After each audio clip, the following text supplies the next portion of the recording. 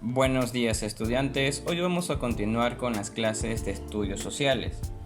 Hablaremos de la última década del siglo XX, comprendido desde 1990 al 2000. El 9 de enero del 2000, Ecuador optó por la dolarización. El dólar se había convertido en la moneda oficial y el sucre había dejado de tener valor comercial.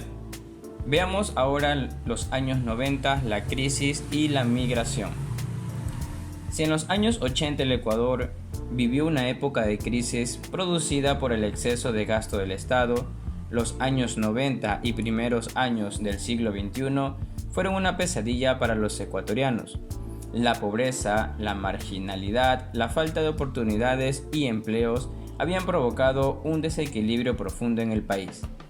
Una de las consecuencias más notorias de esta crisis fue el fenómeno de la migración de miles de ecuatorianos hacia el extranjero, en busca de mejores condiciones de vida. Hablaremos ahora del gobierno de Sixto Durán Ballén, comprendido de 1992 a 1996.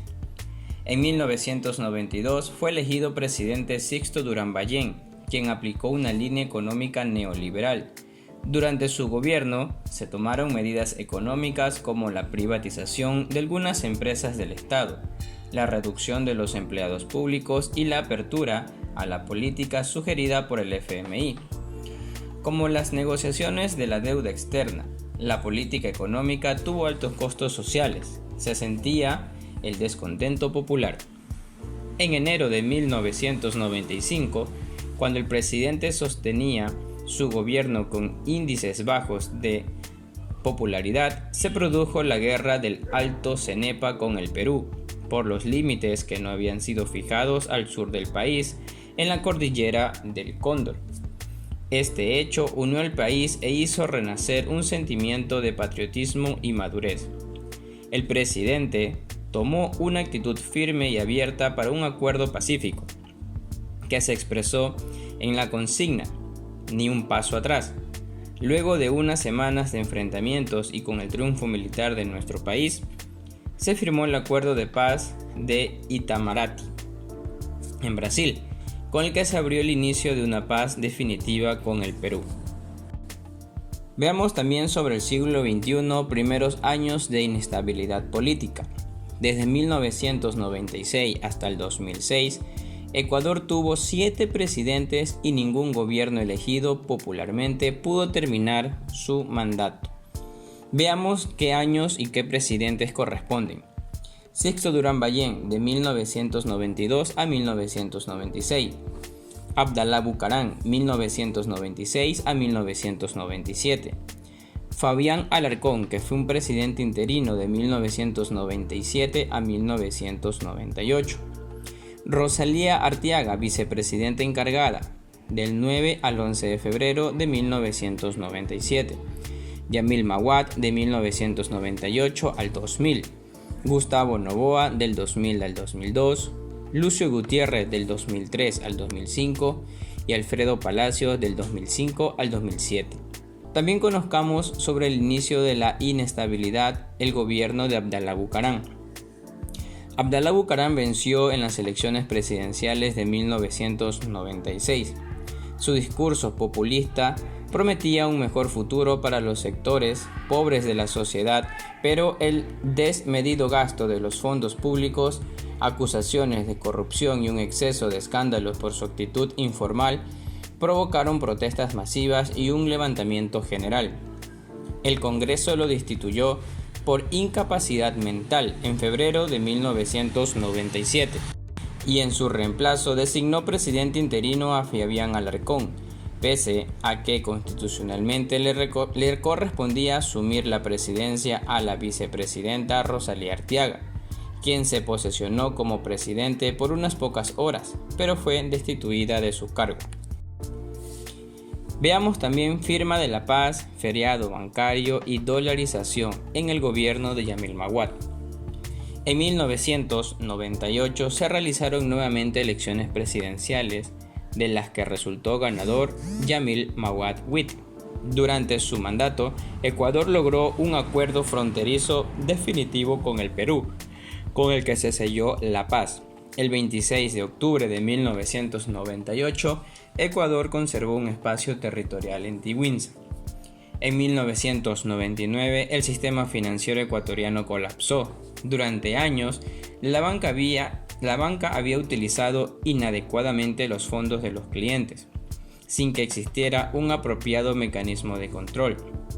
Como medida para superar este hecho, el gobierno congeló los depósitos de miles de ahorristas y decretó la dolarización. Mawad fue derrocado de sus funciones el 21 de enero del 2000, en medio de una huelga general, movilizaciones indígenas y un intento de golpe de Estado que duró unas pocas horas. Hablemos ahora sobre la transición, el gobierno de Gustavo Noboa. El vicepresidente Gustavo Noboa, a quien correspondía la sucesión según la Constitución, asumió la presidencia. Durante su gobierno buscó continuar y fortalecer la dolarización, aplicando medidas de ajuste en diversos sectores de la economía. Además, centró sus esfuerzos en la construcción de un gran oleoducto de crudos pesados, o también conocidos como OCP, desde la Amazonía hasta la costa del Océano Pacífico para aumentar la exportación petrolera. Un nuevo intento constitucional, el gobierno de Lucio Gutiérrez. En las elecciones del 2002, resultó triunfador el coronel retirado Lucio Gutiérrez, quien fue parte del movimiento que derrocó a Yamil Mawad del poder. Gutiérrez aparecía como una opción nueva y alejada de los partidos políticos tradicionales. Comenzó su mandato con una alianza con el movimiento indígena y los partidos políticos de la izquierda, pero sus medidas económicas se alineaban al neoliberalismo económico y de integración con los Estados Unidos. Su gobierno perdió apoyo popular cuando la Corte Suprema de Justicia liberó de juicios a Alberto Dahid, Sixto Durán Ballén y Abdalá Bucaram, exmandatarios del país. El 20 de abril del 2005, la rebelión de los forajidos lo derrocó del poder. Asumió la presidencia Alfredo Palacios, vicepresidente constitucional hasta el 2007, cuando se propuso refundar el país con nuevas elecciones y una nueva constitución. Conozcamos ahora las consecuencias de la inestabilidad. Para empezar, hablemos sobre la migración ilegal. Para muchas personas resultaba casi imposible cumplir con todos los requisitos que exigían algunos países para otorgar una visa de residencia o un permiso de trabajo.